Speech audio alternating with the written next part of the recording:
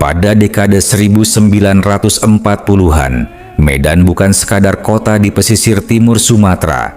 Ia adalah sebuah panggung besar tempat sejarah, budaya, dan kekuasaan saling berkelindan. Dijuluki Paris van Sumatera, kota ini memancarkan pesona yang unik. Kemewahan aristokrat berdampingan dengan denyut perdagangan global. Sementara di bawah permukaannya, semangat kemerdekaan mulai bergejolak. Melintasi kawasan Kesawan pada masa itu, serasa menyusuri tepian kota-kota Eropa. Gedung-gedung megah dengan langgam Art Deco berdiri anggun, seperti kantor-kantor perusahaan besar dan balai kota yang menjadi simbol modernitas kolonial. Namun, wajah Medan tidak hanya ditentukan oleh arsitektur barat. Di sisi lain, Istana Maimun dan Masjid Raya Al-Masyun tetap tegak sebagai lambang kebesaran Kesultanan Delhi, menghubungkan identitas lokal dengan jaringan dunia Islam yang lebih luas.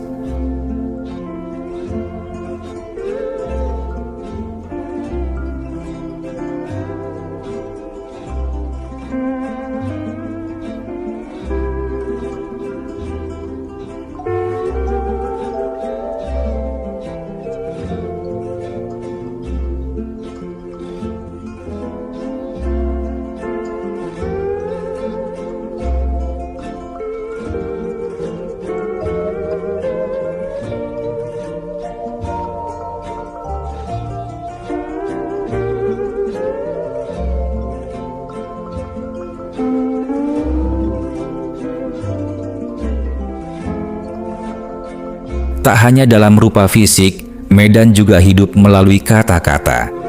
Kota ini menjelma menjadi pusat literasi yang semarak lewat fenomena banjir roman.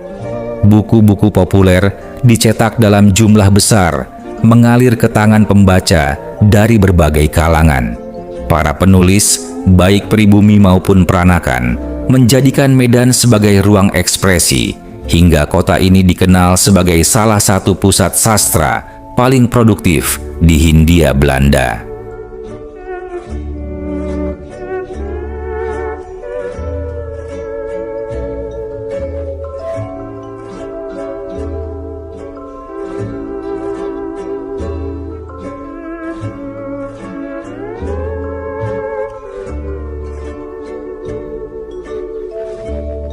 Tak hanya Istana Maimun dan Masjid Raya Al-Masyun, di jantung kota Medan pada masa kolonial pernah berdiri sebuah monumen yang menjadi penanda kekuasaan sekaligus memori konflik, Tugu Tamiang.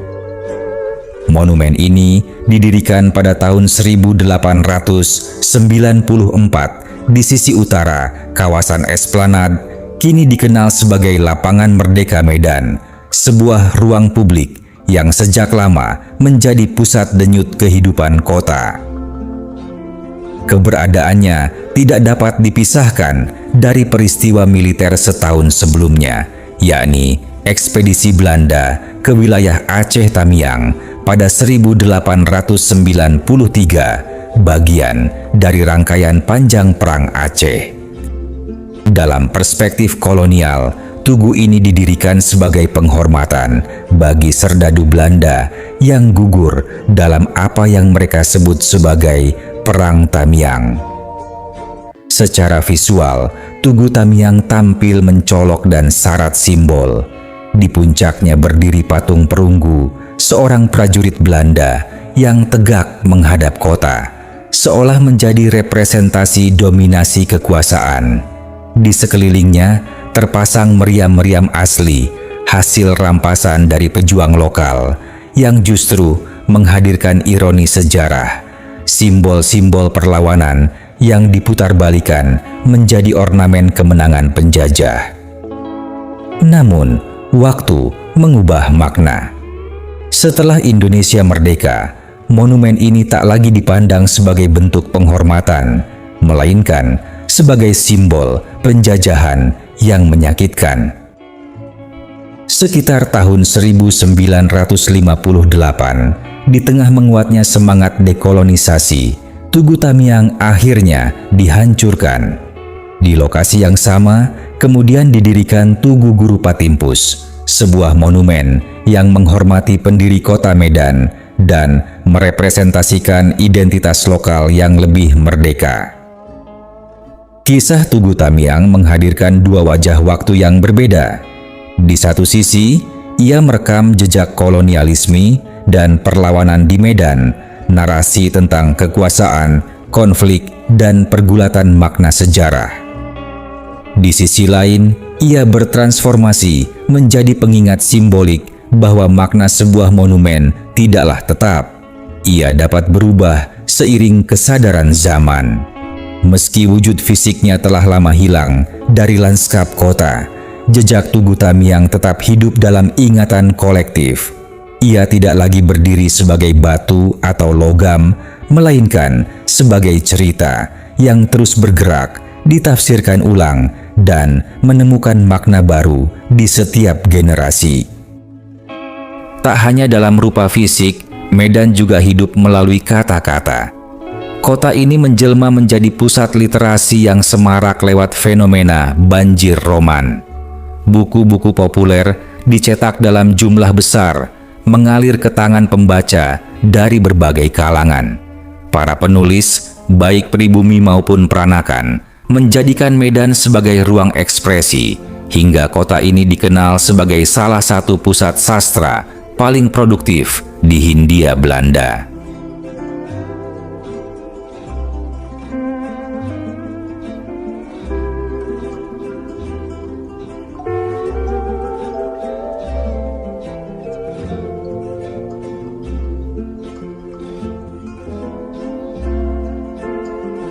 Namun, gemerlap itu perlahan bergeser ketika memasuki awal 1940-an.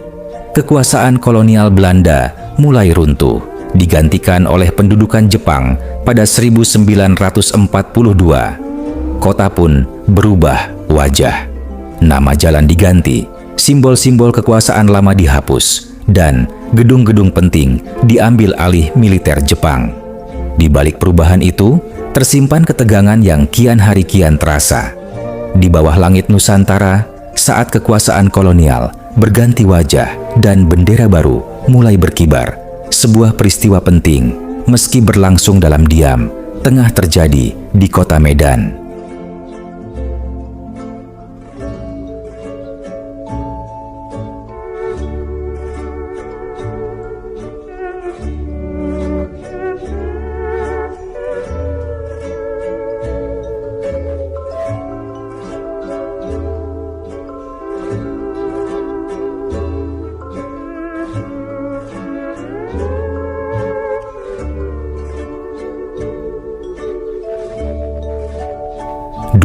Juni 1943. Di bawah bayang-bayang pendudukan Jepang yang dikenal sebagai matahari terbit, kehidupan rakyat dipenuhi tekanan dan keterbatasan. Namun, di balik situasi yang serba sulit itu, ada gerak yang berjalan dalam diam, penuh makna. Di tengah himpitan keadaan, umat Islam mulai menyusun langkah, bukan hanya untuk bertahan, tetapi juga untuk saling menguatkan dan mempersiapkan diri menghadapi masa depan. Masjid-masjid tak lagi sekadar menjadi tempat ibadah. Ia berubah menjadi ruang pertemuan, pusat komunikasi, dan titik berkumpulnya kekuatan umat. Di sana, para ulama, tokoh masyarakat, hingga pemuda-pemuda Muslim mulai merapatkan barisan, menyatukan arah di tengah zaman yang penuh ketidakpastian. Di Medan, tahun 1943, geliat itu mulai terasa. Sebuah gerakan yang mungkin tidak selalu terdengar lantang, namun berdenyut kuat, diam-diam menyiapkan dasar bagi perlawanan dan kebangkitan yang kelak akan datang. Tahun 1943 menjadi titik penting dalam perkembangan pergerakan Islam di Sumatera, khususnya di Medan. Di tengah berkecamuknya Perang Dunia Kedua, pendudukan Jepang membawa perubahan besar dalam cara masyarakat diorganisasi dan digerakkan. Medan, sebagai pusat ekonomi dan politik di kawasan itu, menjadi tempat di mana umat Islam mulai bertransformasi dari kelompok yang sebelumnya terpisah-pisah menjadi kekuatan yang kian terhimpun dan terarah. Berbeda dengan pemerintah kolonial Belanda yang cenderung menekan aktivitas politik Islam, Jepang justru mengambil pendekatan yang lebih terbuka. Melalui kebijakan yang dikenal sebagai Nippon Islam Policy, Jepang berusaha merangkul umat Islam. Mereka menyadari bahwa untuk memenangkan Perang Pasifik, dukungan dari mayoritas penduduk, yakni umat Islam, menjadi hal yang sangat penting, baik secara moral maupun kekuatan massa. Di Medan sepanjang tahun 1943, otoritas militer Jepang, Tantai, aktif memfasilitasi berbagai pertemuan besar. Kegiatan ini sering dikemas dalam bentuk tabligh akbar atau rapat umum yang melibatkan banyak kalangan. Salah satu pusatnya adalah Masjid Raya Al-Masyun yang tak lagi sekadar menjadi tempat ibadah, tetapi juga berkembang menjadi ruang konsolidasi sosial dan politik. Rasa persatuan mulai menguat ketika Jepang mendorong penyatuan organisasi-organisasi Islam.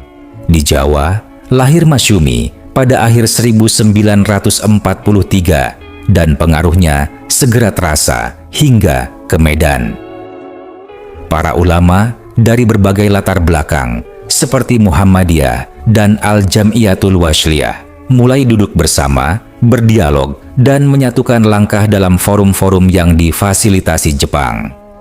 Dalam pertemuan-pertemuan itu, berbagai hal dibahas, mulai dari ajakan mendukung perang melawan sekutu, Inggris dan Belanda, sosialisasi latihan semi-militer seperti Heiho dan embrio peta, hingga propaganda identitas Asia yang menempatkan Jepang sebagai saudara tua yang disebut-sebut sebagai pembebas dari imperialisme Barat.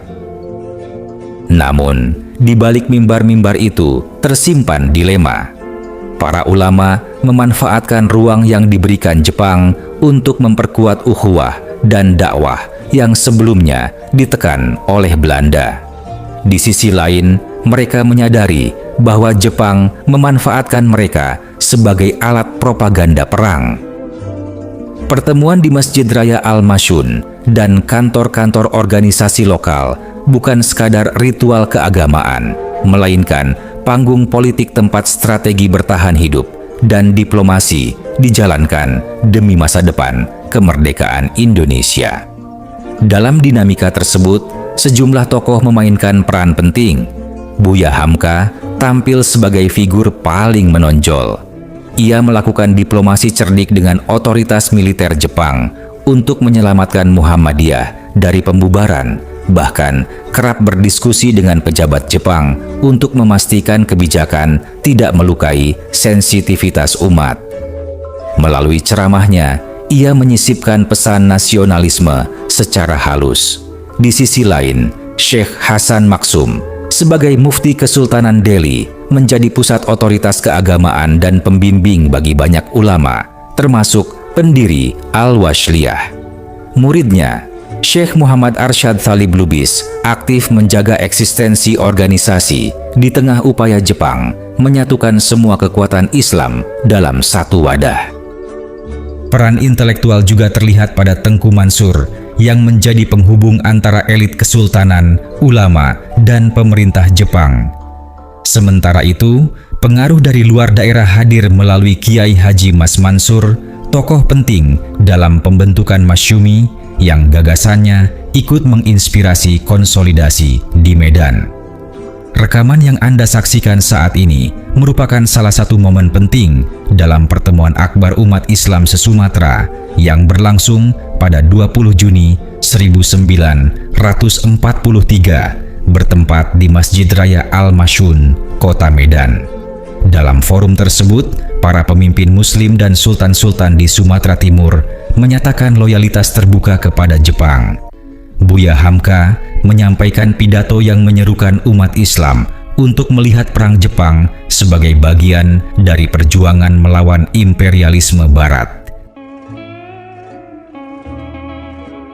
Saudaraku kaum muslimin, belum pernah riwayat menyatakan bahwa ada suatu kemuliaan akan tercapai kalau tidak dengan pengorbanan. Tidak ada seorang anak dilahirkan ke dunia kalau bukan dengan susah payah. Seorang anak dikandung bunda 9 bulan 10 hari. Bila genap bilangan bulan ibu menderita sakit, akhirnya keringat ibu keluar, darah menyambut, anak pun lahir membawa tangis yang keras. Mendengar tangis itu, kepayahan ibu pun hilang. Maka dengan darahlah ditebus kelahiran yang mulia. Peperangan yang sekarang ini adalah menyamburkan darah untuk mencapai kemenangan yang terakhir. Bukan bagi pihak Daini Pon saja, tetapi bagi pihak bangsa-bangsa Asia seluruhnya yang kita pun termasuk di dalamnya. Asap berili mengepul di udara, api meriam berkobar-kobar, sorak kemenangan gegap gempita, peski yang kalah merantus saat bau bangkai menung yang kasar. Kita semua berdiri di pihak Nippon. Ini adalah peperangan kita. Kita mesti dan wajib pandai mencocokkan diri dengan suasana peperangan. Dan Daini Nippon dengan titah Sri Ginda Maharaja Tenno Heika pergi ke medan perang hadapan di perbatasan Burma, di Papua, di Australia, di Tiongkok, dan di pulau-pulau Alio. Maka kita kaum muslimin di seluruh Rantau Selatan ini pada masa ini telah bersatu di bawah pimpinan Daini Nippon. Sebab itu kita mesti menimbulkan kembali semangat kegagahan nenek moyang kita. Kita cukup mempunyai riwayat. Oleh sebab itu, hilangkanlah keluhan dan besarkanlah semangat. Angkatlah muka dan gagahkan sikap. Janganlah mengeluh juga menderita cobaan. Ingatlah bahwa cobaan tak dapat kesahkan iman. Ringan rasanya segala kepayahan di musim perang. Jika kita ingat hari kemudian, hari kemenangan dan kemuliaan yang bilang gemilang bagi kita semuanya. Moga-moga Allah memberikan petunjuk bagi kita semuanya, bagi saya dan bagi Tuhan pula, melimpahkan rahmatnya kepada umat ini seluruhnya, mengembalikan kemuliaannya yang telah hilang, memperteguh semangatnya yang lemah dan menguatkan imannya di bawah pimpinan Daini Nippon dan di bawah lindungan Inomaru. Moga-moga pahamlah Tuhan semuanya maksud hati kecilku. Tidak ada tempatku memohonkan taufik melainkan Allah. Kepadanya kita semuanya bertawakal, kepadanya pula tujuan dari segenap kehidupan. Buat penutup seruan pun ini, marilah kita pohonkan kehadirat Tuhan. Kemenangannya akhir pastilah dihendaknya di pihak Nippon untuk menegakkan kemakmuran bersama di Asia Timur Raya yang bilang gemilang. Hiduplah Daini Nippon, hiduplah Islam. Amin. Dalam pertemuan akbar tersebut, turut dihasilkan sejumlah keputusan penting. Salah satunya adalah pernyataan dukungan terhadap Jepang dalam Perang Asia Timur Raya sebagai bagian dari upaya bersama untuk menghadapi kekuatan tentara sekutu. Kita kalian bersama dengan hati yang sungguh-sungguh ikhlas menumpahkan kepercayaan kepada Daini Nippon untuk memuliakan dan melindungi umat Islam. Kita ulama-ulama bersyukur kepada Daini Nippon yang sangat giat dalam peperangan panjang untuk memerdekakan bangsa-bangsa Asia. Kita kalian kaum muslimin mengumpulkan gerak tenaga dan membantu kepada Daini Nippon untuk menghancur leburkan Amerika Inggris, musuh kita bersama itu. Kita sekalian, ulama dengan hati yang sungguh-sungguh ikhlas, menumpahkan kepercayaan kepada Daini Nippon untuk memuliakan dan melindungi umat Islam. Kita, para ulama, bersyukur kepada Daini Nippon yang sangat giat dalam peperangan demi keadilan untuk memerdekakan bangsa Asia. Kita sekalian kaum muslimin mengumpulkan segenap tenaga dan membantu kepada Daini Nippon untuk menghancur leburkan Amerika dan Inggris, musuh kita bersama itu. Meski syarat kepentingan propaganda Jepang, para tokoh Islam memanfaatkan momentum ini untuk menjaga eksistensi organisasi dan memperkuat jaringan umat.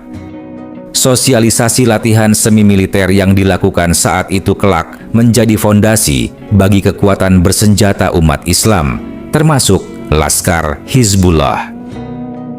Pidato Hamka dalam forum tersebut memperlihatkan kelihayan strategi retorika. Ia mengangkat tema Asia untuk bangsa Asia untuk menarik simpati Jepang sekaligus membangkitkan harga diri umat. Dengan mengutip ayat-ayat Al-Quran tentang perlawanan terhadap kezaliman, ia secara lahiriah mengarahkan pesan kepada imperialisme Barat, namun secara tersirat menanamkan semangat kemerdekaan. Ia juga mendorong pemuda Muslim mengikuti latihan militer sebagai bentuk kesiapan membela diri. Meski kemudian dikritik karena dianggap terlalu kooperatif, Hamka menjelaskan bahwa langkah tersebut merupakan strategi agar dakwah tetap bisa berjalan dan organisasi Islam tidak dibubarkan. Dampaknya mulai terasa nyata. Umat Islam di Medan yang sebelumnya tercerai-berai mulai berani tampil di ruang publik. Masjid berkembang menjadi pusat koordinasi yang kelak sangat penting dalam perjuangan fisik. Ketika Sekutu dan Belanda kembali pada 1945, mereka dikejutkan oleh kesiapan umat Islam yang telah terorganisir.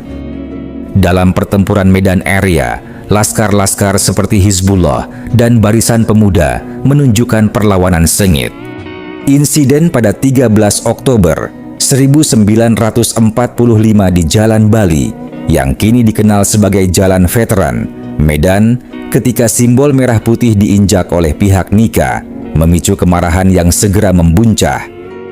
Aksi tersebut langsung dibalas oleh para pemuda Muslim yang telah terkonsolidasi sejak 1943.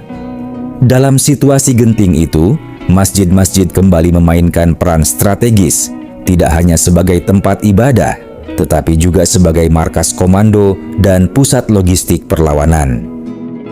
Belanda mencoba melemahkan legitimasi gerakan ini dengan menuduh tokoh-tokoh Islam sebagai kolaborator Jepang dan menyebut kemerdekaan Indonesia sebagai buatan Jepang. Namun, propaganda tersebut tidak mempan. Rakyat Medan justru memanfaatkan pengalaman, jaringan, dan bahkan persenjataan yang diperoleh selama masa Jepang untuk melawan kembalinya penjajahan. Melihat peran strategis masjid sebagai pusat mobilisasi, Belanda kemudian memperketat pengawasan di sekitar Masjid Raya Al-Masyun dan wilayah Kesultanan Delhi.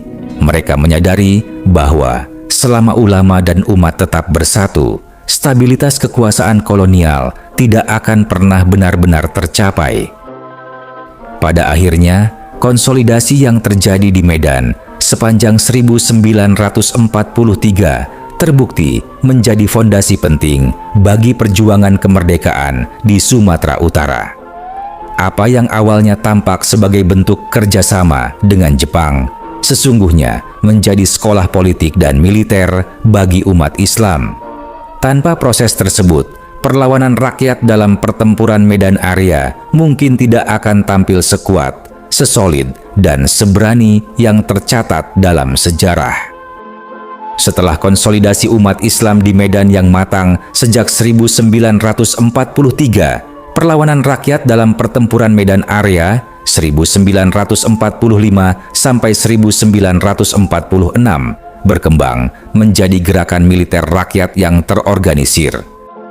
Laskar-laskar Islam bersama pemuda pejuang membagi wilayah pertempuran ke dalam sektor-sektor strategis untuk mengepung kedudukan Sekutu dan Nika Belanda yang berpusat di jantung kota.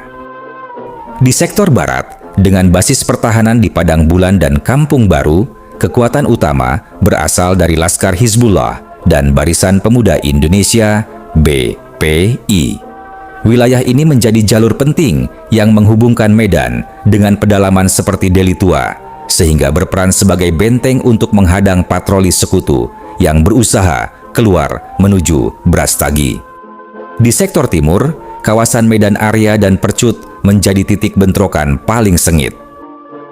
Nama Medan Area sendiri berasal dari papan pembatas yang dipasang Sekutu untuk membatasi ruang gerak pejuang. Basis massa Al-Jam'iyatul Wasliyah dan pemuda setempat memanfaatkan kepadatan pemukiman untuk melancarkan serangan gerilya dari lorong-lorong sempit, menyergap pasukan Nika secara tiba-tiba.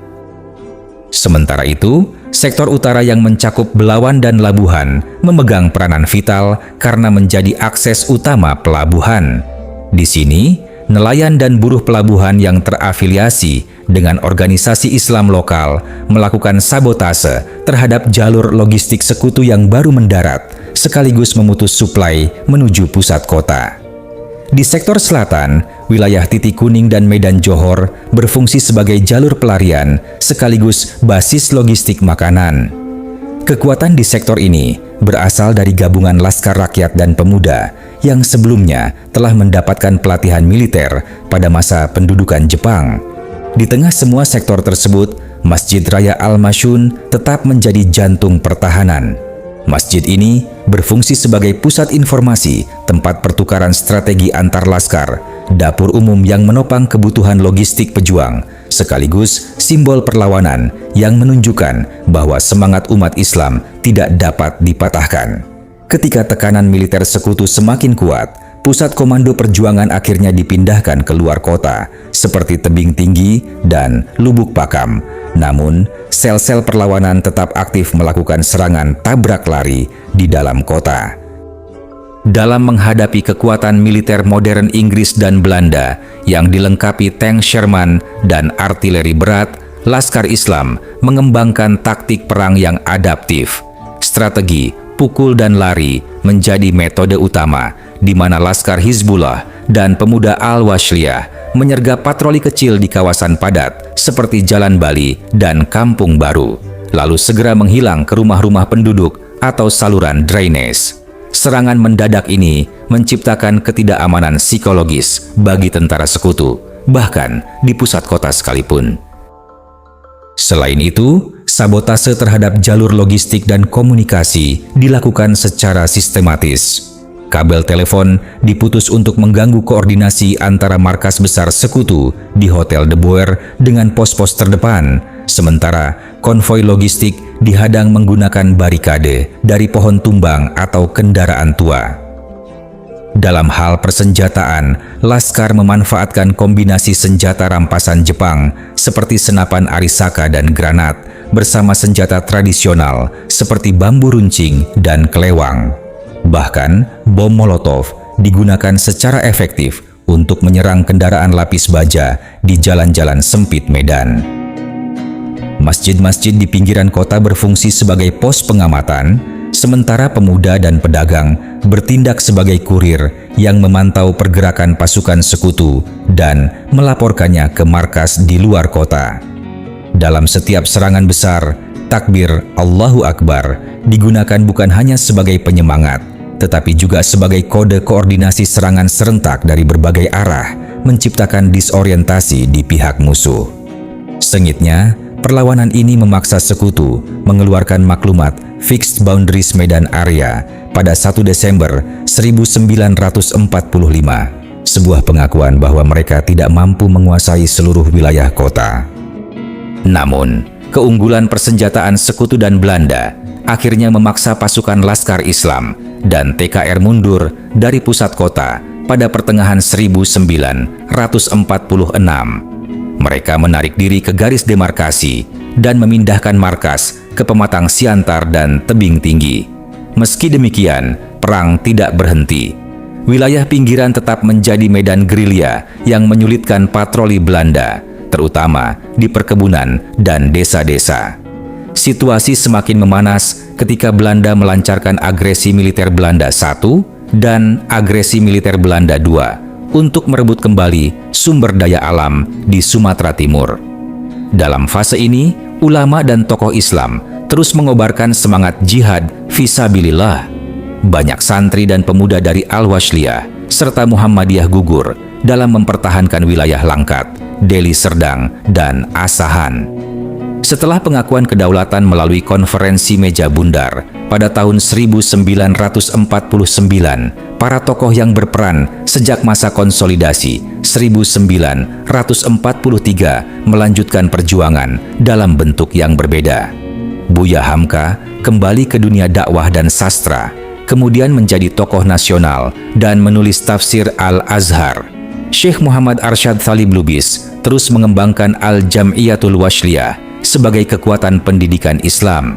Sementara itu, Tengku Mansur sempat terlibat dalam politik sebagai bagian dari negara Sumatera Timur, sebelum akhirnya wilayah tersebut kembali ke dalam Negara Kesatuan Republik Indonesia.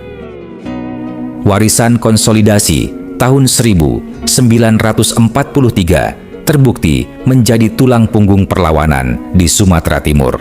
Tanpa fondasi tersebut, umat Islam di Medan mungkin tidak akan memiliki kekuatan organisasi dan militansi yang cukup untuk menghadapi kembalinya Belanda pada 1945. Identitas Islam di Sumatera Utara pun semakin kokoh, menyatu dengan semangat nasionalisme Indonesia. Hingga hari ini, Masjid Raya Al-Masyun tetap berdiri sebagai simbol sejarah, bukan hanya sebagai bangunan megah, tetapi sebagai saksi bisu rapat-rapat, strategi, dan tekad umat yang turut menentukan arah lahirnya Republik Indonesia di Tanah Deli.